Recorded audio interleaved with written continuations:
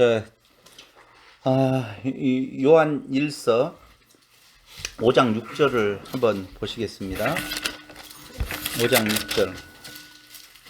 이는 물과 피로 임하신 이시니 곧 예수 그리스도시라. 물로만 아니요 물과 피로 임하셨고 증언하는 이는 성령이시니 성령은 진리니라.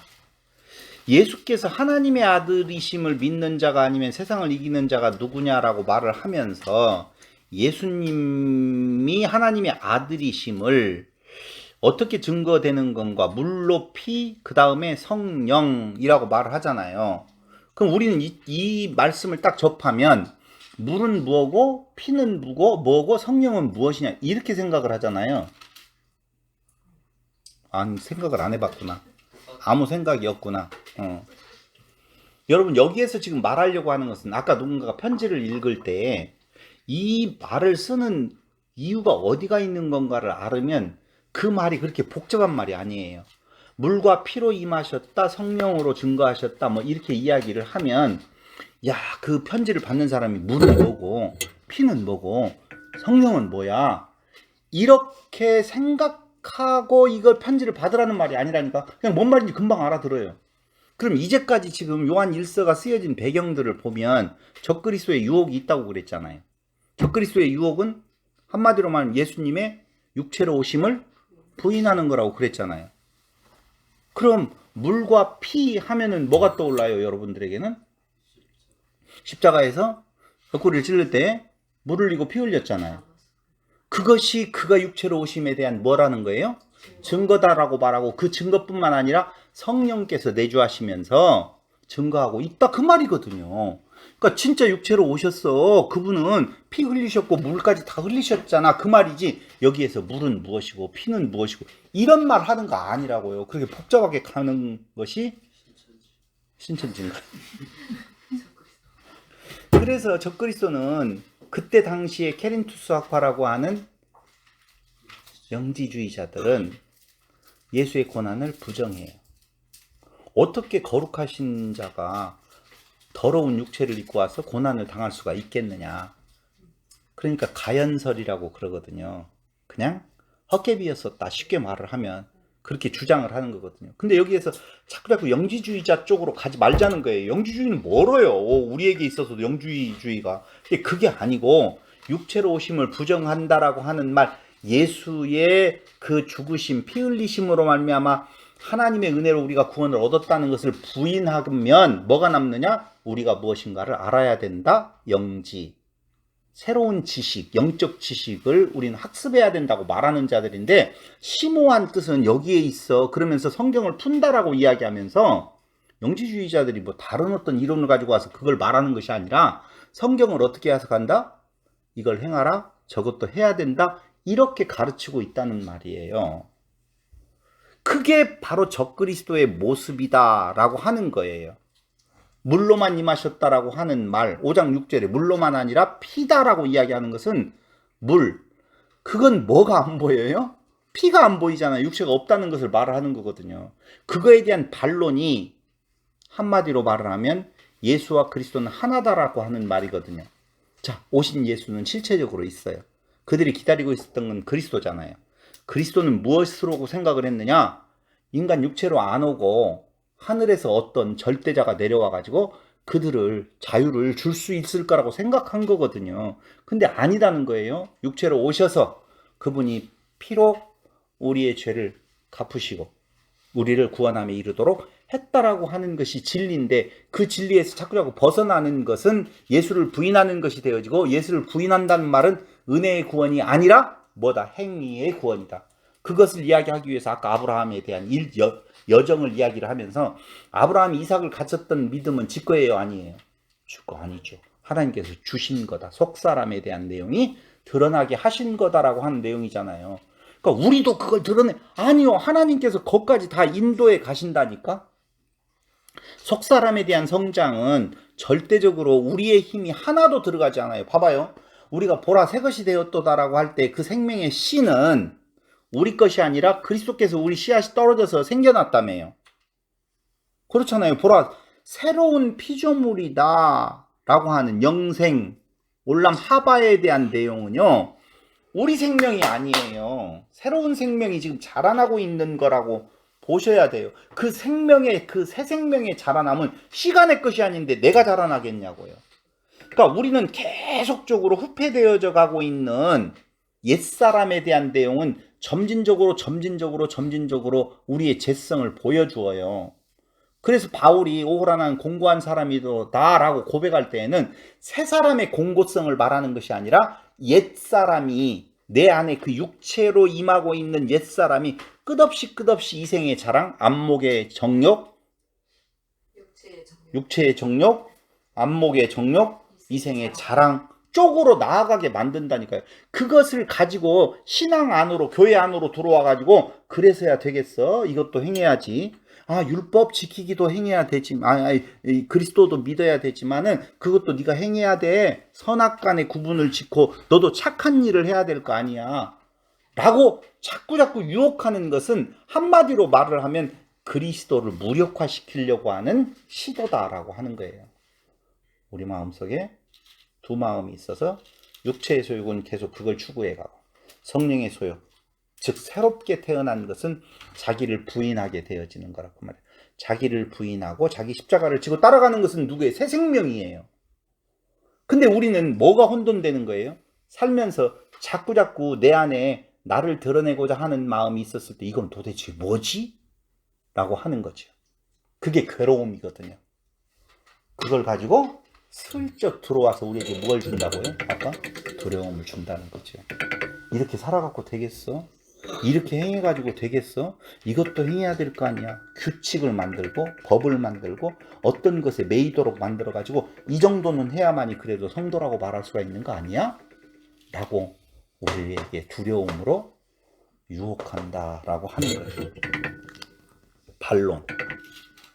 그 영지주의자들이라고 말하는 것에, 예수의 고난을 부정하는 자들에 대한 반론은 성경 요한일서 1장 7절에 죄에서 정결케 되는 것은 예수의 피로 말미암는다 정확하게 나와요. 안 찾을게요. 집에 가 찾아보세요. 두 번째 2장 2절에 온 세상의 죄를 위하여 화목의 사역을 행하셨다. 누가? 예수께서. 3장 16절에서는 예수는 우리를 위하여 목숨을 버리셨다. 마지막 4장 10절 하나님의 사랑이 최대 증거이다. 이렇게 요한 사도는 말을 해주고 있는 거예요.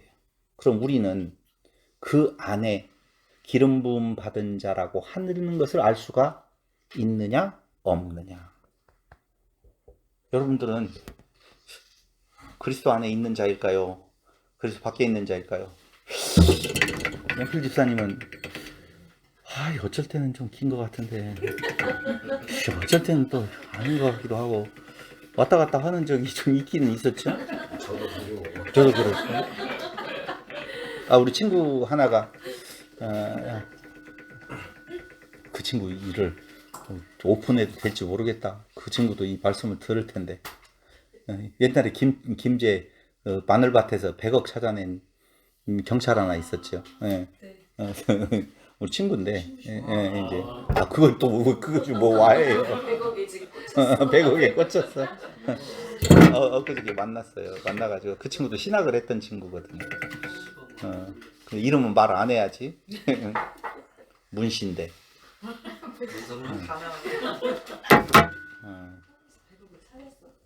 어쨌든 지금 그게 중요한 거 아니에요. 그 친구가 이제 경찰 간부직이었었다 보니까 많은 사람들을 만나고 목사님들도 만나고 자기도 신학을 했으니까 이렇게 만나면서 언제 친구, 목사들 중에 많은 목사님들이 진짜 죽음에 대한 공포를 딛고 난 하나님의 사람이니까 라고 고백하는 사람은 그렇게 많지 않다는 거지. 많지 않다는 거지.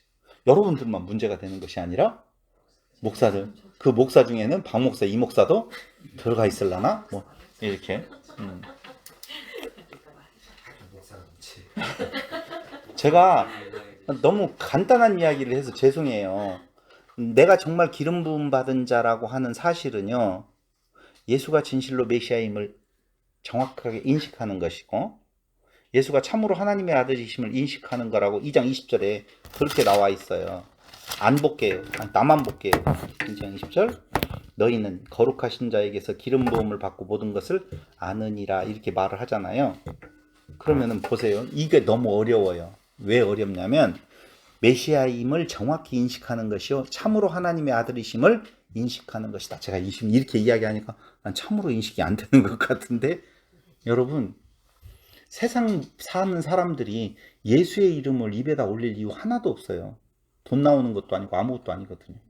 근데 내가 살아가면서 그 예수의 이름 때문에 밤을 새보고 고민도 해보고 도대체 우리의 삶은 그리스도 안에서 어떻게 연결이 되어졌을 건가 많은 생각을 한 번이라도 해본다는 것은 그게 하나님의 택한 백성일 확률이 대단히 높은 거예요. 우리는 더 이상의 것을 자꾸 만들어서 하나님 앞에 내가 하나님의 백성인 것을 드러내고 싶어 하지만 그거 절대 아니에요. 제가 이야기했잖아요. 아브라함은 하나님을 알아서 출발했다, 모르고 출발했다?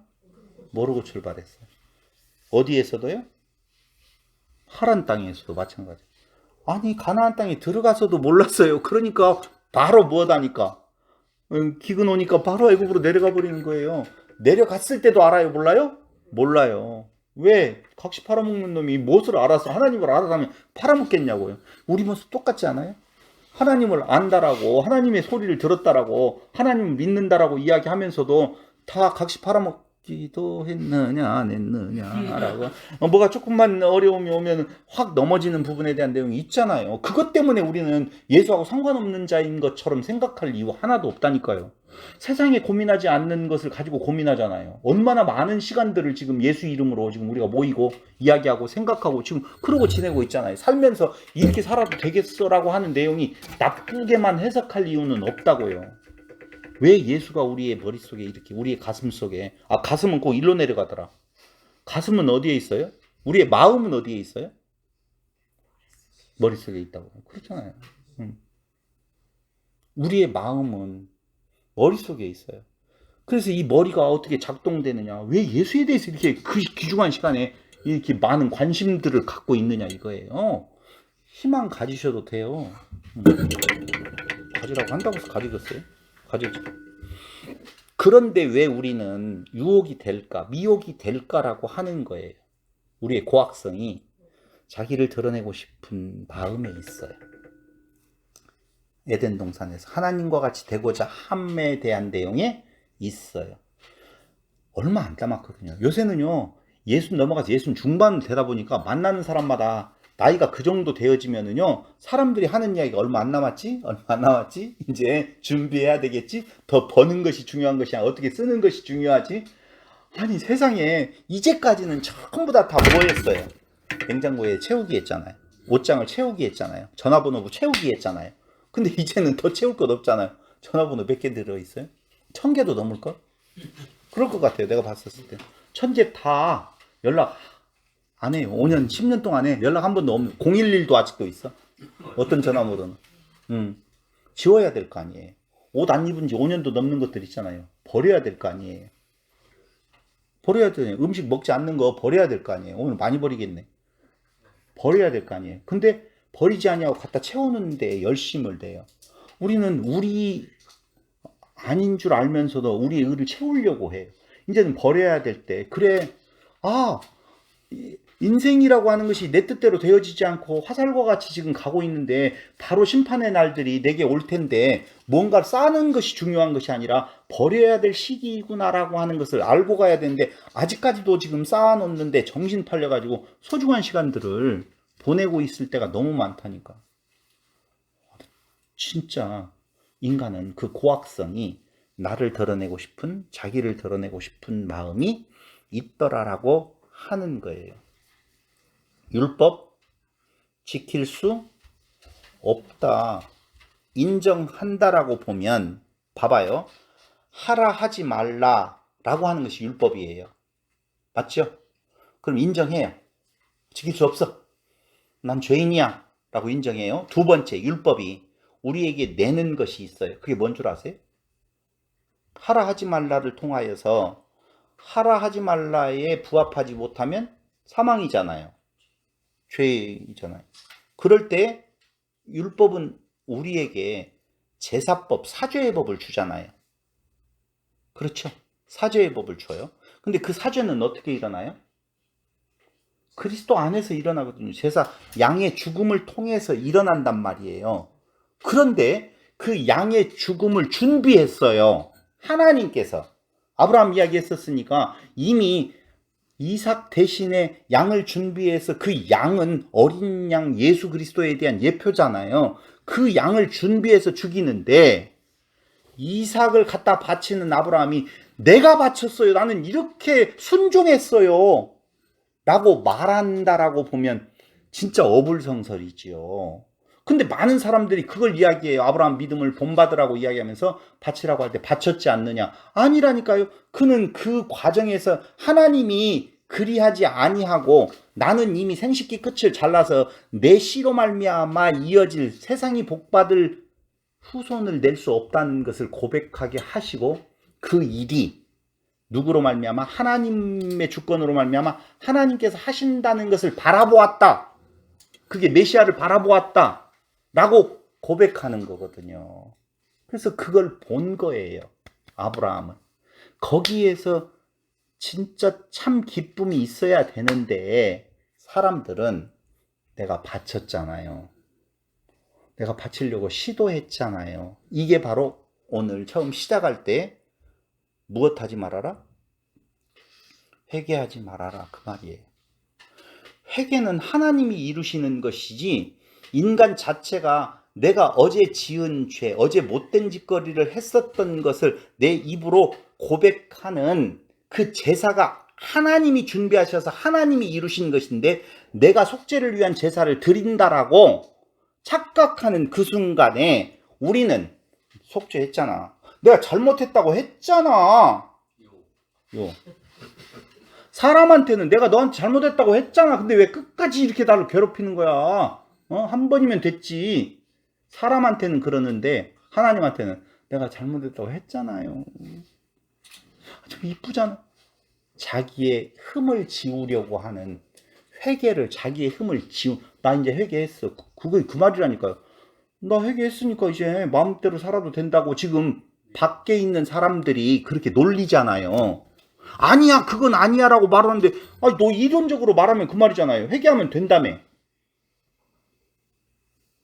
아니에요? 회개가 그렇게 가르치잖아요. 아, 그러니까 그게 이제 어려우니까 회개는 단회적이고 자백하는 거래. 자백은 뭐고 회개는 뭐예요? 도대체? 회개는 돌아서는 거래, 그리스도에게로. 자백은 지금 현장에서 매일매일 내가 뭔가 문제를 일으키고 있는 것에 대한 내용을 고백하는 거래. 근데 그 고백하고 나면 교회에 가가지고 예배당에 가가지고 막 주여 내가 잘못했어요. 잘못했어요 하고 나올 때 좀 후련하잖아요. 왜요? 그 고백으로 흠이 좀 지워지는 것 같거든.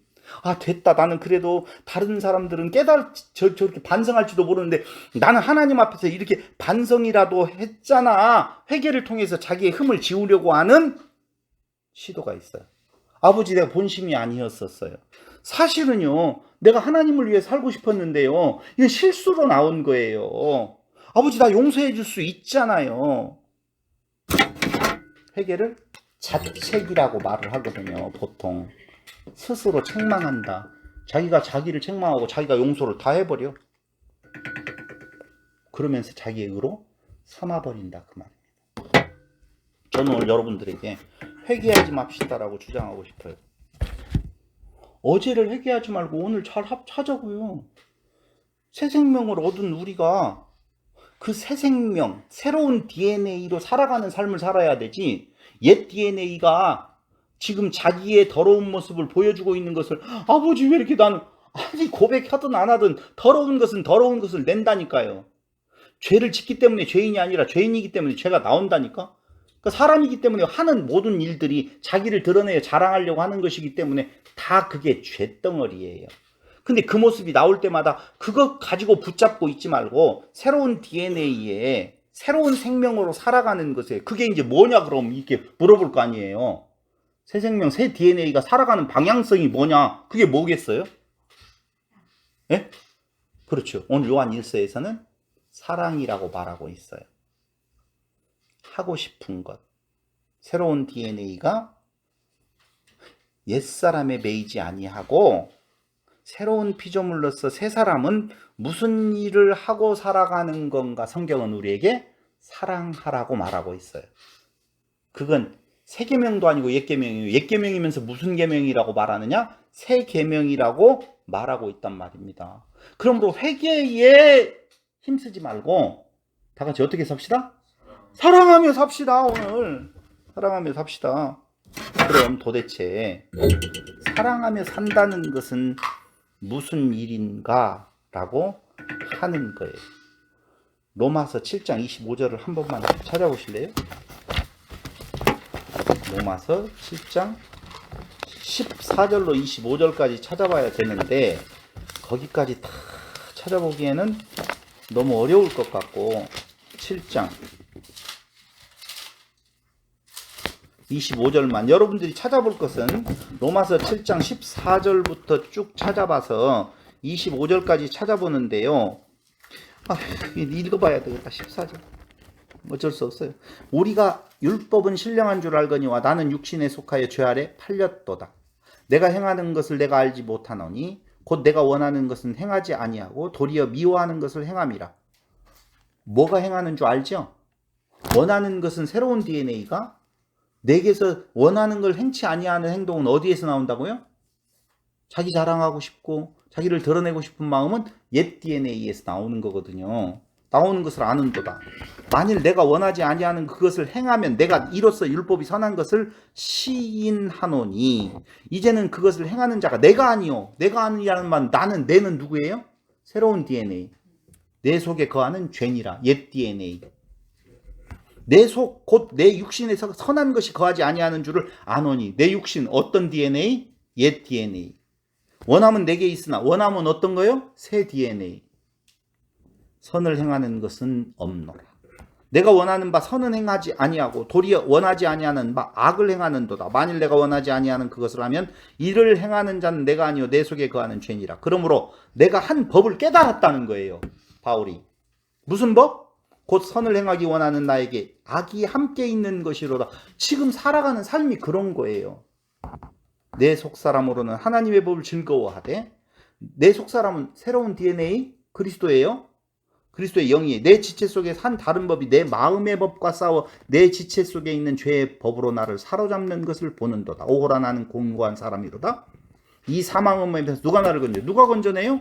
새 사람. 이미 그리스도가 심어준 그 씨. 우리 주 예수 그리스도로 말미암아 하나님께 감사하리로다. 그런즉 내 자신이 마음으로는 하나님의 법을 육신으로는 죄의 법을 섬기노라. 이게 본 모습이에요. 고린도서 1장 26절 28절에 봐도 나오는데요. 결국은 은혜로 말미암아 새 생명으로 창조되었어요. 그걸 우리는 기적이라고 말할 수 있다는 거예요. 이것을 율법으로 자신 안에 근거를 쌓으려고 하는 고학성이 있다니까요. 자기의 의를 삼아서 내가 이 은혜로 말미암아 하나님의 새 생명이 싹터서 살아가고 있는 나인데 내가 구원 얻은 것이 무엇으로 말미암아?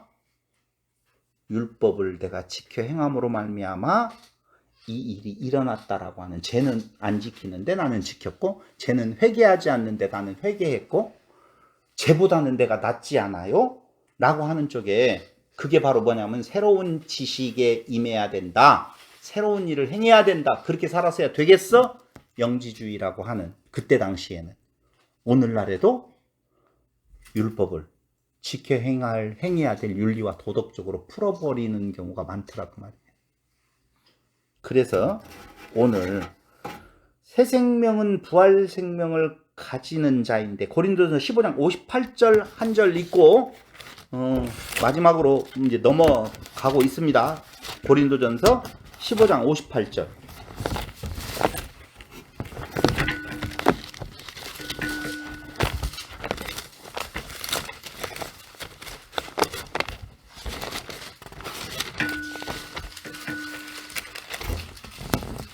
우리 다 같이 읽어볼까요? 시작.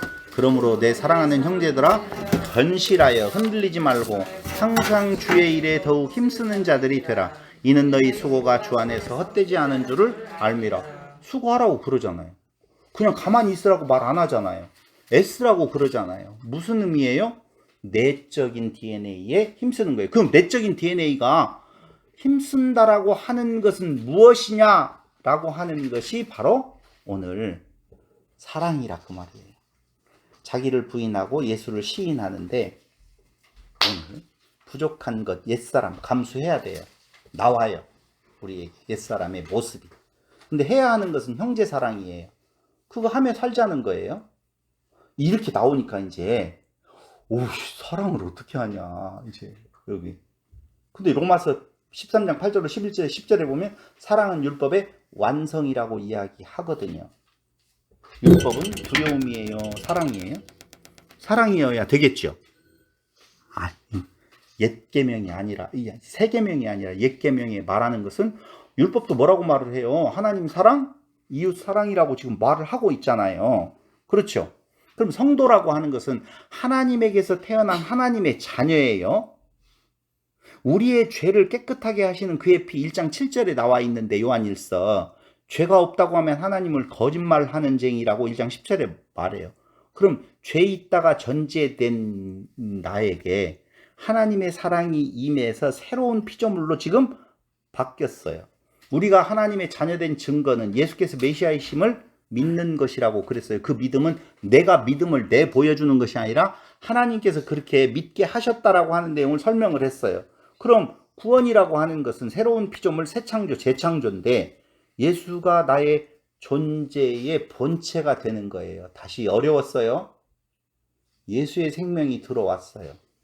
그런데 그 예수의 생명으로 자라나고 있는 나는 그 내 안에 예수의 씨가 자라고 있기 때문에 본체와 이야기를 할 때 나의 그 정체성은 무엇이냐라고 하는 것을 지금 이야기를 하는 거예요. 그러니까 내 존재는 본체가 누구냐?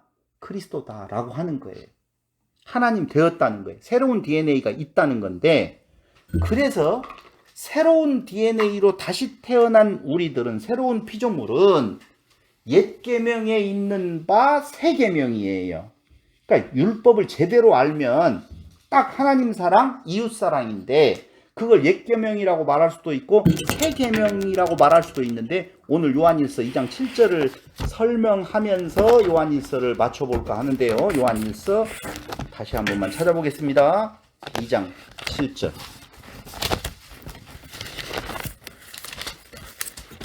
2장 7절에 보면 사랑하는 자들아 내가 새 계명을 너희에게 쓰는 것이 아니라 너희가 처음부터 가진 옛 계명이 이 옛 계명은 너희가 들은 바 말씀이거니와 다시 내가 너희에게 새 계명을 쓰노니 옛 계명 새 계명 제가 막 그렇게 이야기했잖아요. 여기 나오니까 그래요. 그에게와 너희에게도 참된 것이라. 이는 어둠이 지나가고 참빛이 벌써 비춤이니라. 빛 가운데 있다 하면서 그 형제를 미워하는 자는 지금까지 어둠에 있는 자요 그의 형제를 사랑하는 자는 빛 가운데 거하여 자기 속에 꺼리낌이 없으나 그의 형제를 미워하는 자는 어둠에 있고 또 어둠에 행하며 갈 곳을 알지 못하나니 이는 그 어둠이 그의 눈을 멀게 하였음이니라. 오씨 큰일 났다. 이제 형제 사랑하래요. 새로운 DNA에 거듭난 자는 형제 사랑하래요. 하나님을 사랑한다라고 하는 것은 잘 안 보이고 모르니까 모르겠어요. 근데 이제 여기에서 말하는 것은 뭘로 결론적으로 가냐? 형제 사랑이에요. 형제 사랑한다는 건 뭘까요? 이제 여기가 어려워요. 이제. 이런 것들이 어렵다는 거예요. 그러니까 목사님들마다 제가 유튜브를 통해서 몇몇 유명한다는 목사님들의 강론을 들어보니까 결국은 이렇게 잘해주는 것을 형제 사랑으로 이야기를 해요. 그럼 형제 사랑은 뭘까요? 제발 한마디씩 해주시기를 바라겠습니다. 같은 길을 가게 하는 말씀으로. 수준이 높아지고 있어요 지금. 우리 이 뭔? 전화로 네. 전하고. 좋아요. 아주 좋아요. 형제 사랑이라고 하는 것은 좋은 걸 주는 거예요. 좋은 것으로 주는 거예요. 형제를 사랑한다고 하면서 콜라를 주면 되겠어요? 안 되겠어요? 라면을 끓여주면 되겠어요? 안 되겠어요? 콩나물 넣어서 다행이네요. 제가 웃기는 이야기를 했지만 진짜 자식을 사랑한다라고 하면서 소세지만 자꾸자꾸 해주면 되겠어요? 안 되겠어요? 안 되잖아요. 그 아이에게 건강에 좋은 걸 줘야 될 거 아니에요. 그럼 형제사랑이라고 하는 것은 여기에서 요한 1서에서 말하고 있는 내용은 다른 거 아니에요. 지금까지의 논쟁이 다 뭐였었어요? 그리스도냐 행함이냐 그 말이잖아요. 그러니까 형제를 진정으로 사랑한다라고 하면, 제가 여러분들 사랑한다라고 하면, 목회자로서 여러분 사랑한다라고 보면 그렇게 살아서야 되겠어요? 이렇게 말하면 된다 안 된다? 안 된다는 것이죠. 그리스도의 사랑이 그 안에 있습니다. 그 안에 영원한 생명이 있습니다. 그리스도의 다른 것 없습니다. 라고 말해주는 것이 당연한 거 아니겠느냐 그 말입니다. 한마디로 말을 하면 우리는요, 내일의 염려로 오늘을 허비하는 경우가 굉장히 많아요. 보세요. 이만큼 나이가 먹고 난 뒤에 아까 이야기했잖아요. 죽음에 대한 생각이 굉장히 많이 들어간대요. 나이 먹은 사람들이. 굉장히 많이 들어간대요. 왜 그래요? 두려움이지. 사라질 것에 대한 내용의 두려움이란 말이에요. 근데 그분에게 무엇을 전해줘야 되겠어요? 그리스도를 전해주면 그리스도 안에 영원한 생명이 있음을 전해줘야 될 거 아니에요. 그런 거 아니라 네가 어떻게 이렇게 살아서야 되겠어라고 이야기를 할 때 그 두려움은 말할 수 없어요. 그래서 내일의 염려, 이렇게 살아서야 되겠어라고 하는 것으로 오늘을 허비하는 자들을 양산해내고 있는 것이 바로 교회라 그 말입니다. 제가 정리해서 말씀드릴게요. 내일의 걱정을 없게 만드는 오늘은 없어요. 내일 이것 때문에 오늘 돈을 이렇게 마련을 해야 된다 그 말이에요. 자, 갯돈 이야기 할까요? 내일 갯돈이 500만 원이 들어가야 돼요. 근데 막 오늘 그것 때문에 머리꼴 아파요. 그렇게 해서 500만 원이 아니라 600만 원을 마련해 놓았어요. 저녁에 불러가시면 헐 100만 원. 너무 의미 없는 것이거든요. 얘가 좀 이상했어. 인정해요. 뭐 어떻게 머리에 한계가 그렇게 되네요. 정확하게 말하면은요, 내일의 염려를 해결할 오늘, 내일의 염려를 없게 만드는 오늘은 없어요. 내일은 내일 올 것이에요. 하나님은 내일 일을 모르겠다는 말이거든요. 그럼 내일 일을 모르고 살아가는 자에게 있어서 절대적인 의지처는 세상을 주관하시는 그분밖에는 없다는 거예요. 근데 우리는 그분 없이도 내일을 대비할 수 있도록 하고 싶다는 것이 어디에서요? 광야에서 이틀치를 구해다가 3일치를 구해다가 놓고 싶어하고, 혹시라도 그리스도로 말미암아 영원한 생명이 아닐지 모른다라고 하면 내 의를 내가 좀 축적해봐야 되지 않을 건가라고 하는 내용이 오늘 교회에서 이렇게 살아야 되겠어, 저렇게 살면 안 돼 라고 하는 것에 그리스도를 자꾸 뒤로 밀치게 되어지고 인간의 의를 드러내라고 하는 것에 유혹당할 확률이 대단히 높게 되어져 있다는 거예요. 하나님 사랑과 이웃 사랑은 마가복음 12장 30절로 31절에 나오는 건데요. 하나님 사랑이라고 하는 것은 주의 계명을 지키는 거라고 요한일서 2장 3절로 6절, 5장 2절로 3절에 나와 있어요. 거기 읽어보면 그렇게 나와요. 근데 뭐라고 베드로전서 4장 8절에 나오냐? 사랑은 허다한 죄를 덮느니라. 무슨 사랑이요? 아까 사랑에는 뭐가 없다고 그랬어요? 두려움이 없다고 그랬잖아요. 두려움을 물리친다고 그랬잖아요. 그 두려움을 물리치고 사랑은 허다한 죄를 덮는 그 사랑은 바로 무엇밖에는 없다? 그리스도의 사랑. 아까 이야기했잖아요. 아브라함이 갈대아 우르에서부터 시작해서 애굽으로 내려갈 때까지 못된 짓거리 다 했죠. 그 능력을 보고서도 와서 다메섹 엘리에셀 뿐이다라고 말하죠. 하가를 봐가지고 이스마엘을 낳게 만들죠. 그 능력을 보았는데도 불구하고 그는 그런 못된 행동을 해요. 그에게 있어서는 이제는 그냥 놓아두면 공포, 두려움 속에 있을 수밖에 없어요. 근데 하나님께서 뭐라고 말씀하셔요? 불러서 아니야, 너는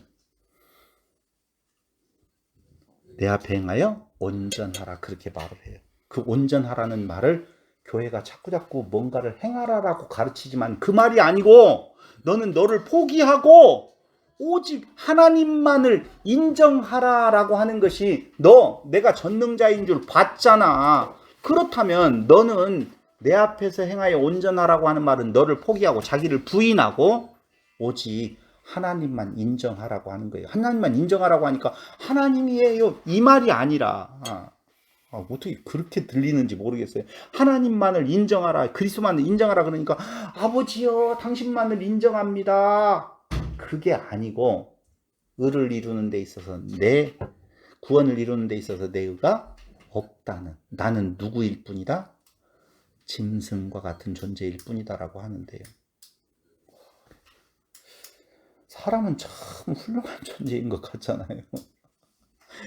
조금만 지나봐요. 이제 10년만 더 지나면은요, 인간 진짜 아무것도 아니구나. 수도 없이 많은 인간들이 왔다 갔지만 영원한 생명을 이룰 수 있는 사람은 한 명도 없었어요.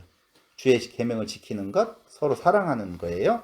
요한일서 3장 23절, 4장 20절로 21절, 5장 3절, 요한 2서 1장 5절로 6절, 요한복음 14장 15절로 23절, 요한복음 15장 10절로 12절, 요한복음 13장 34절, 마가복음 12장 30절, 31절 전부 다 서로 사랑하라는 거예요. 근데 그 사랑에 대한 내용이 뭐냐? 딱 하나.